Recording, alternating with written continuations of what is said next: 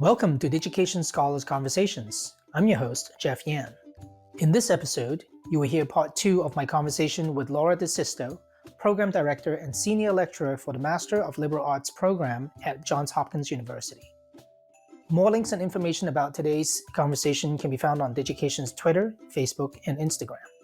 Full episodes of Digication Scholars Conversations can be found on YouTube or your favorite podcast app.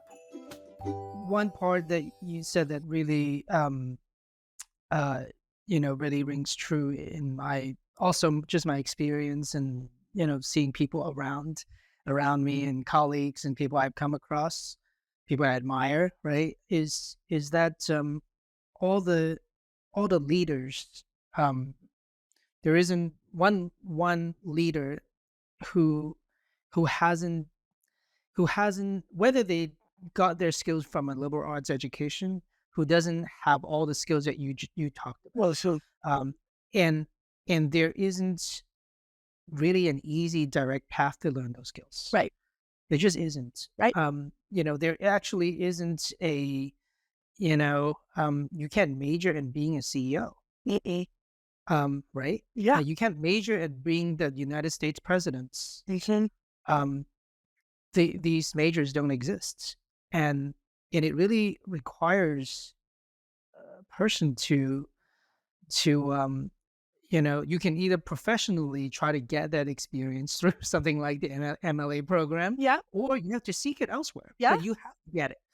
It doesn't come for free. Right. You don't get to get a education or an experience in a professional way. You will get all that experience, no doubt, but you just won't get the other part of it. Listen. And now, at the same time, getting this MLA degree doesn't give you the ability to operate on someone's open heart surgery. Right. So look, you kind of need both. Right. In many Absolutely. ways.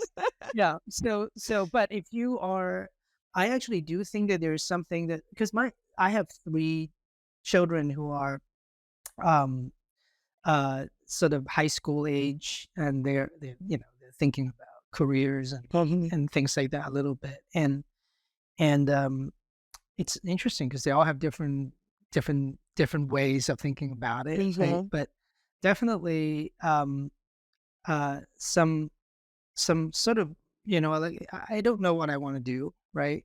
And and I actually think that um, that's the person probably would have been a perfect fit for like a liberal arts program Mhm. because it allows you to look at the world intensely for a Exactly. while. Yeah. Let you understand, like you said, understand what it means to be human. Let you get some ideas on. It's almost like you get to date all the ideas that exist in the world that could matter Right. so that you can pick out something that is meaningful for you. Right. What's like build your value system, you Right. know? And then work your Um, way into something that will potentially click for you, and that's fine, right? yeah. There's no harm in that, right? I agree completely, and, it's really interesting, my father was a chemical engineer, but he was one of the people who was most supportive of the fact that I Yeah. entered into college already having declared philosophy as my major, right? And so Yeah. and he would read my papers because 'cause I'd ask him to. I don't know how much of the content would connect, but, you know, there was that, and then after he retired, he started teaching math, and he and I would have the best conversations about teaching and learning that were grounded in philosophy, even if he didn't have all those texts in his background, right? Mm, Those yeah. kinds of things, and that's what I mean where I really wanna make sure it's clear that, sure, of course, because of my particular training and because of the program that I'm associated with, it looks a particular way and has the trappings of a liberal arts education. But I don't think of liberal education more broadly with a gatekeeper mentality, right? I think that there are points of access to this kind of way of exploring and understanding and engaging with texts and ideas that exist in a number of different spaces. What's nice, going back to your point, is that we happen to provide it in a way where we're giving you some guidance. We've assembled a collection of courses that we think come together in a way that benefits people. If other people Yeah. want to get at it a different way, that's fine too. It's not it doesn't have to be, the only pathway through. It is funny though, in terms of what you're talking about. I'm trying not to be the philosophy nerd that I am, but you're touching upon these ideas about what does it take to be a good leader? I mean, these are the kinds of questions. This goes back to this theme of eternal questions. These are ones that we've been asking for thousands of years, right? Plato's Republic is an entire dialogue about who should lead and what is the proper education for those who lead. And, spoiler alert, it gets very messy and complicated along the way. I won't give everything away. I'll let people dive into that text if they choose. But it wasn't a clear-cut answer in terms of how you go about doing that. And then even, we move a little bit further, not that much, but to Aristotle and his discussion about someone who is the best prepared to live a life of human flourishing. And one of the key factors that he talks about is practical wisdom. Practical wisdom is not necessarily something that is easily taught, but it is something that we work toward, and that it doesn't just, you can't just snap your fingers and suddenly have it. And so again, and this is actually why I really like, I have for a significant portion of my career taught in the undergraduate environment, but I do really enjoy working in this graduate space as well. I love working with undergraduate students. Absolutely, no question. I have so many positive associations with that. But there's something really interesting about working with individuals at this graduate level. They've already received their undergraduate degree. Like I said, in many ways, they're moving on in their lives. They have careers, they have other commitments, they have all those other sorts of things. And yet they're coming back to do this kind of concentrated study, bringing all of that wealth of experience with them into the conversations, right? Bringing all of those different, not just their schooling experience, but also in many cases, their professional encounters, their opportunities that they've had to engage with the world around them, whether that means they're located across the globe or they've traveled more, or all those different sorts of things. And then they're bringing that in to do this kind of study, right? It's cliche, but in liberal arts education, the phrase lifelong learner often is heard. But it actually can mean something very rich and true, where these individuals are willing to make themselves vulnerable to get outside of their comfort zone and learn things that they've never encountered before. And I think that feeds into those other kinds of positive qualities that you were alluding to before, right? I mean, I know there are different concepts of leadership, but I think a really strong one is somebody who is willing to do all of those things, right? Right. Hear from others, learn from others, and so on and so forth. I also must say that there is a one more piece that to me, having the skills to lead, ought to also combine with a lot of the understanding our environment and the world in which we live and how we can improve it, sustain it, and do all of that. And I do think that there is a like you mentioned before, some students might have had an MBA before or after, right? And they may go on to become, successful capitalists and whatnot. But one of the things that I hope that what something like this would get them to include in the way of operation, the way of day-to-day, decision making and just what's meaningful for them is to not only do it for the, not in the expense of other people, is how do you make the world a better place, make it a more habitable place, happier place in general. I mean, you need to tilt in that direction, even if it's not fully tilted in that direction. Yeah, So absolutely. And so one of the core classes that I teach is called Ways of Knowing, and it's the historical and epistemological foundations of liberal arts education. I know that's a very wordy title, but in sum, basically what we do in that class is we study the history of what the term liberal arts has meant and what liberal arts education has looked like and how it has shifted and changed over millennia. And I teach it in the fall. And so this past fall, so the semester was coming to a close in December. And my students in the final unit of the course are working on research projects related to contemporary challenges that we face in terms of liberal arts education. And they choose these different categories: liberal education for democracy, working across disciplinary boundaries, liberal education across the globe, and diversity and inclusion. Or actually, I should say inclusive excellence is that category. And I had a few students, one of them in particular that's coming to mind.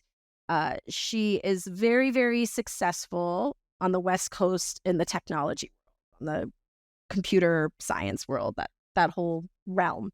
And she decided to do the crossing disciplinary boundaries topic for her study. And she was looking at computer scientists in particular, and how she was trying to make a case for how and why true study of ethics, not, the kind of surface level, like case study, morality kind of class that sometimes you get exposed to in a business school or something like that, but a genuine study of questions related to how should we live? What does it mean to live a good life? And she was trying to make a case as to why that was really important. And just as she was getting to the final weeks of working on her project, all the news started really popping up about Chat GPT, right? And it launched this whole discussion in my class about just because you can doesn't mean that you should. And or what are the implications? Even if you can create something like this, are you thinking through the moral and ethical implications of the thing that you've created? Not to bash it, right? Not to say that it's a bad that we actually needed to acknowledge that there are many ways in which artificial intelligence is already built into the infrastructure of our lives in ways that are sometimes even completely invisible to us. But thinking about what would it mean for every time we're innovating, every time there are disruptors to what we think of as the norm, those individuals are also engaging in dialogue and conversations and questions with one another about this idea of, again, to put it kind of in a trite terms, just because we can doesn't mean that we should, right? And that can be applied to conversations about the atomic bomb. It can be applied to any number of other things that we've encountered in our society. And going back to your point, as we continue to astound ourselves and push the boundaries in terms of what we can create on a technological level and in terms of what we can do as human beings, as societies, and those kinds of things, at least having access to those kinds of questions and the different ways in which people have gone about answering those questions or thinking about them, or adding complexity and nuance to how we respond to those questions. I think, like you said, it won't drastically change things, but it might shift things a little bit, right?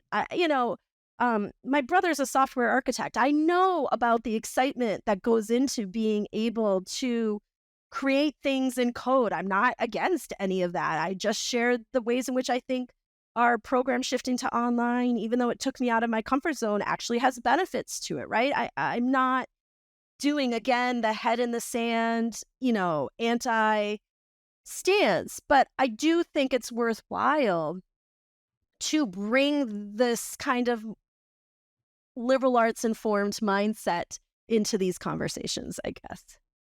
I think that's a really great way to say it. Let me ask you just a little bit if you had talked about before you were using, I would feel silly not to have, including this into the conversation. Now, you've been using portfolios with your students doing all of this work. Is it? Can you tell me how that works? Yeah. And why you're doing it? Because Sure. I think about all of the things that you talked about, and I feel like first of all, I want to apply. And I think probably everyone else does as well, just let us know where else to get all the scholarships as well. And then, we're in, right?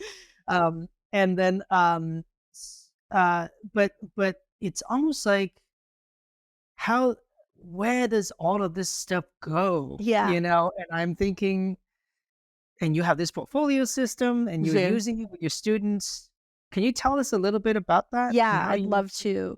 So, okay, so the in terms of what brought me to it, I think of it in terms of a couple of almost vignettes, in the sense that, as I already mentioned to you, with my philosophy and education degree, depending on which university I was at, I was either situated in a school of education as one of the few philosophers, or I was a philosopher with a specifically education mindset, right? So it just depended on where my home base was. But in working into teacher education, as you probably already know, portfolios have a long history. And the point of them, at least when, and again, most of my teacher education work has been in institutions that have a commitment to liberal arts. So teacher education in the liberal arts context, which I know can look different, depending on the kind of university one is at. But the point that portfolios play, for those who don't know, is as the student who's working toward licensure as an educator finishes their coursework, and then they're doing their professional practice, whether that's usually their placement in schools and those kinds of things, and then preparing themselves to then be able to work as educators, they're usually asked to create a portfolio as a part of that licensure process. And it is intended to, when it's done well, be a space for reflection on their practice, right? It is that space for students to showcase, for sure, their accomplishments. Sometimes there's a video of them teaching in a class and those kinds of things. But really, why it matters and why, at least from the teacher education standpoint, we had our students using portfolios was to give them a space to attend to the work that they had been doing and find ways to identify and reflect on what about it is significant, what about it they can learn from, how it is that it sheds light on who they are as an educator or the kind of educator they aspire to be, and all of those things. And I had such rich and meaningful experiences working with my students who were student teaching and doing their portfolios, learning about them, not just by supervising them in the class, which is a part of the equation as well, but also by engaging with them through their portfolios. So that's one of the ways in which I have, for most of my career, had a very positive associations in terms of the possibilities that portfolios have. The other thing, and I can't even remember, it was 15, 20 years ago, probably closer to 20 years ago. I remember I was in a class with my students, and so what often happens in occupational hazard, if you teach philosophy, is that people think they have to talk and write in a certain way in their philosophy papers that is very tortured and overblown and almost like a masterpiece theater, version of, and part of my work would be to get them to, simplify and speak in direct terms. And it's okay. You don't have to sound like you're this elevated, esoteric individual. Let's work through the ideas together. And one of the ways in which I did that is encourage my students, and there's a time and a place for it, but to write in first person rather than this abstract, one must think. It forces one to question. I'm like, no. It's causing you to question,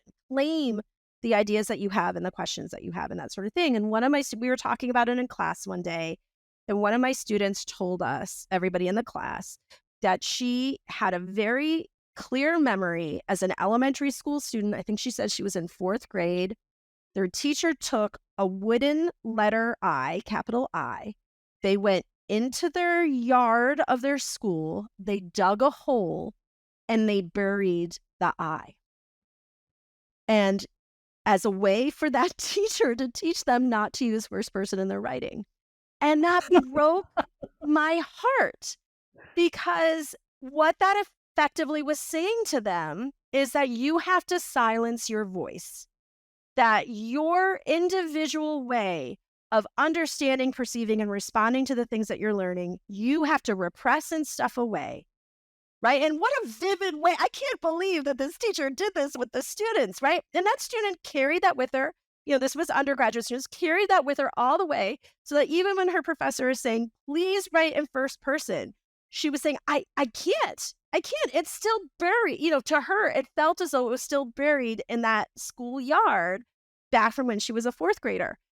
And I remembered how, as a graduate student, I too fell into those same traps. And I was writing papers, that were technically very well done or philosophically well constructed. But my advisor was saying, where are you in this? I don't see you in this, right? And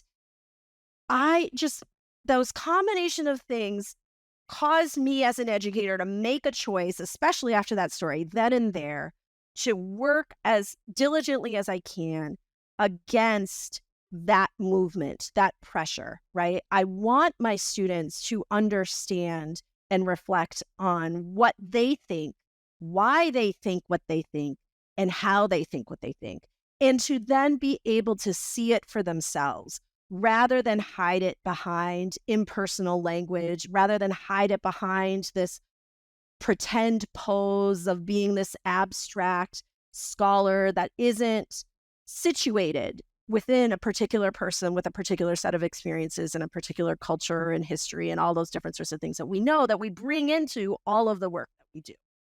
And so one of the ways, putting these different pieces together, one of the ways that I see to help my students do that is through portfolios, right? That is a space where my students are able to pull together the work that they're doing, reflect on it. The reflection piece is really important for me.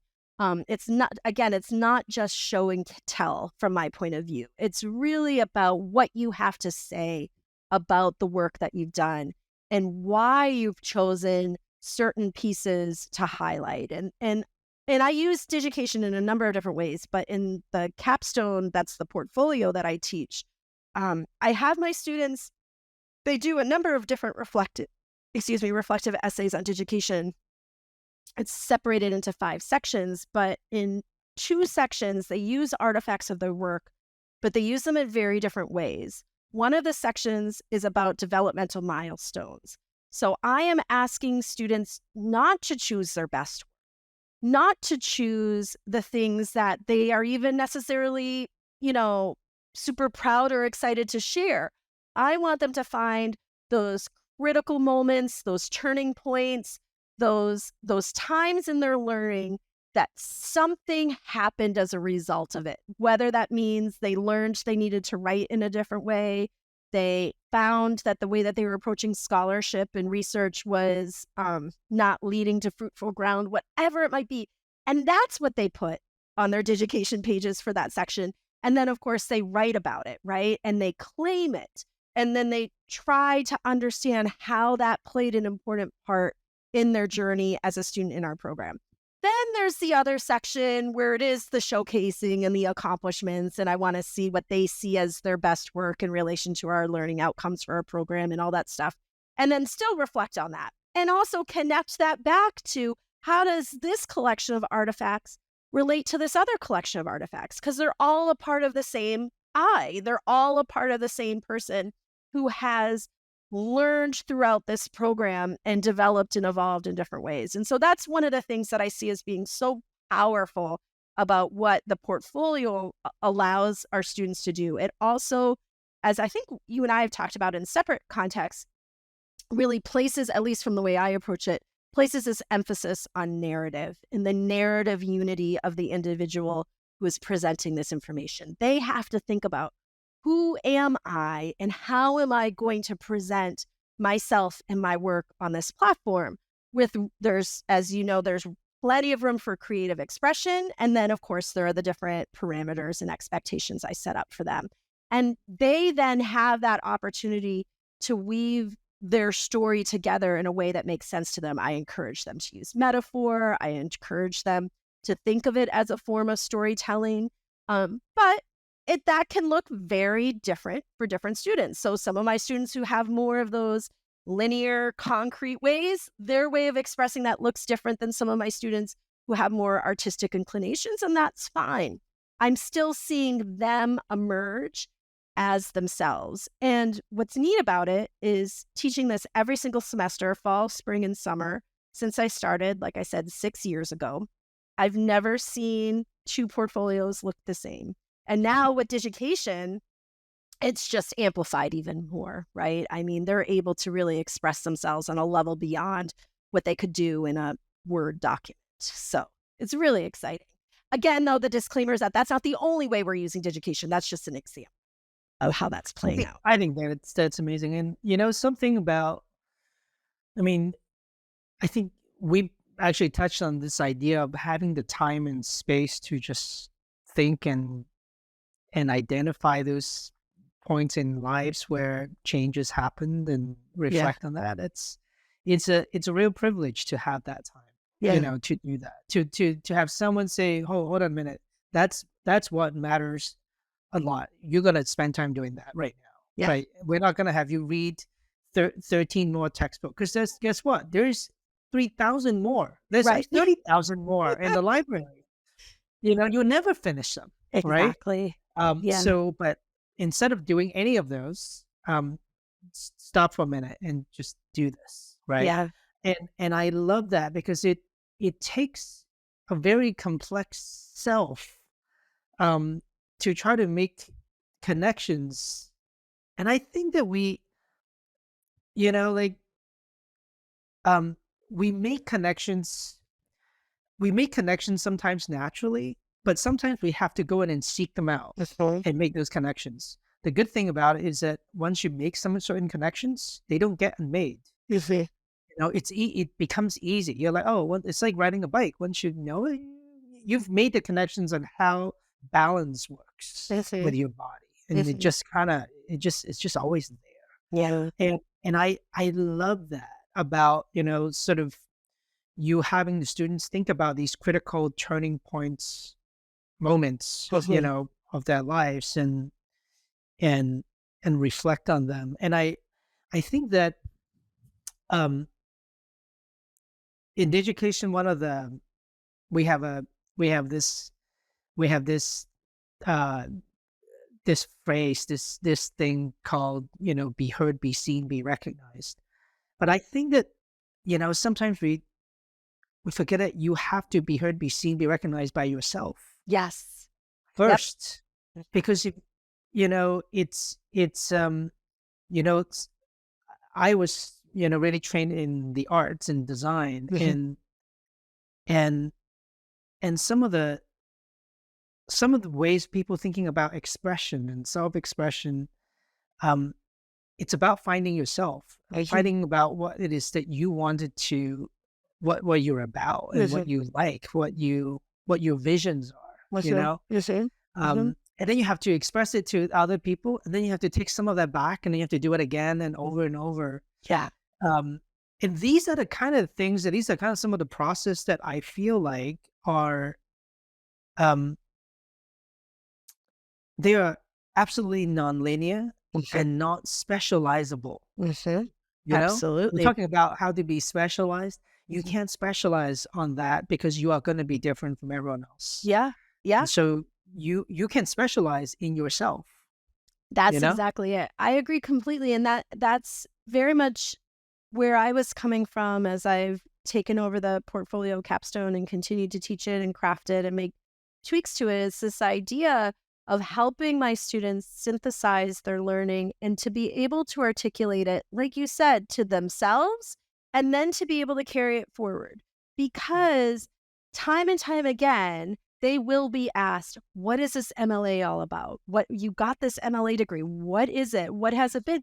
And they can give an answer similar to what I've done, but that's not going to be as interesting if they don't see themselves within that MLA degree. And if they don't see how they themselves have taken that opportunity to earn this degree and what it has meant for them, and how they see it connecting for themselves in terms of who they are and what they do. And so I could not agree with you more. I think especially because we are such a non-specialized degree, we would do our students a disservice to not provide them with this opportunity. Do you know what I mean? Like, I think Right.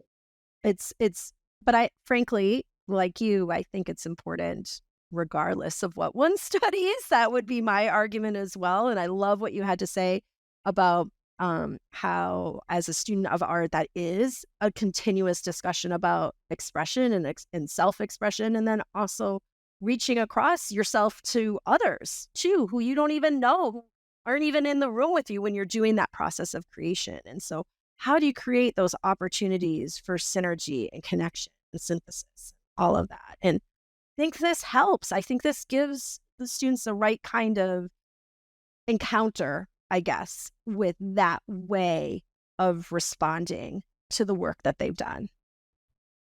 Well, um, I feel like that I can talk to you forever, Laura. Um, I think we probably gone a little over than we normally do Oh anyway. no, I'm sorry. No, but oh no, please don't. I'm getting my my dose of MLA class right now, I feel. And but um seriously, I can't imagine people listening to this. If you made it this far, I think you're gonna probably go and check I, out the MLA program. I hope so. And I would actually, in all sincerity, I'm sure you'll provide my contact information. I'm Yep. more than happy to correspond with or even meet with over video conference anyone who has interest or curiosity about the MLA program. Obviously, I think it's a pretty neat experience, and I hope others, like you said, I hope they see that as well, at least emerge Well, out of our especially because conversation. it's an online async program. Yeah, I'd imagine that means people can come from all over the world. exactly. Yeah. Um, you don't have to uproot your family to go and do it. You could be, like you said, working in the West Coast. You could be in Silicon Valley, Mhm. hotshot, Mhm. and then learn about, Yeah. let's find out for yourself what you're doing. Is it, just because you can shoot you? Yeah. Right. And you could also be, someone who's, a practicing doctor in a place where you are seeing lots of difficulty and suffering, and you have to figure out, well, what does this all mean? Yeah. Does it be meaningful? How do I continue to provide value to our world? Right. So I think that Yeah. it's amazing place. I almost feel like that, it's one of those things that people. I love what you said. You know, where people in the 80s taking this. I almost feel like people should take it every 10 years. That would be great. Yeah. Well, and Right? I not Like to a sound like bastard shot. yeah, not to sound like a sales pitch, but actually one of our alumni benefits is that once you've completed our program, you can come back and audit our courses for 1/3 the tuition rate. So that There you go. creates that Yeah. opportunity for those who just want to keep going a little bit more, just every now and then pick out one of our classes and they're able to access it at a more reasonable price for them. Yeah. Yeah, So that's pretty cool. That's pretty cool. I like that. yeah, Yeah. at least I think it supports this idea about that the learning is never finished, and that we're all Mhm. there's never that final endpoint for us, at least in terms of this program and these kinds of questions. Well, and it's not the point, right? It's Right. like it's not like we didn't beat MLA. Right. You didn't get to the end and you were done. Yeah. Yeah, and that's selfishly why it's so great to teach in the MLA program because Yeah. I get to keep learning every single class I teach every single semester, with all the different students I get to work with. So selfishly, I'm just benefiting just as much from the experience as the students are. Yeah. Well, your happiness and your passion, with all of this is just absolutely infectious. Oh, I wish you the best and continued success in swimming in this incredible intellectual and philosophical pool of talents. And I hope that we get to continue to support your work and then seeing where things go in the next in the coming years. I'm sure that we'll have more of these conversations, and I look forward to next time. thank you so much, Jeff. I feel as though every single time we talk, I walk away with so many different ideas about things I want to be doing in my classes. And I just need to express to you how much I have enjoyed the collaboration that we've been doing. And like I said, the different possibilities that are now opened up now that we're using Digication more and more in our classes. So until the next time, but thank you so much. Please, I hope you hear how grateful I am for how much you have brought into these conversations that we've been having over the past, like you said, I think it's been around 12 to 18 months or so. So thank you so much. All right. Take care, Laura. Bye-bye. Bye. This concludes our conversation. To hear our next episode, be sure to subscribe to Digication Scholars Conversations on YouTube, iTunes, Spotify, or your favorite podcast app. The Digication Scholars Conversation series is brought to you by Digication, a technology platform powering the most innovative e-portfolio programs in K-12 and higher education. Our website can be found at digication.com. If you enjoyed today's conversation, please like, subscribe, and share with a friend. Thanks for tuning in.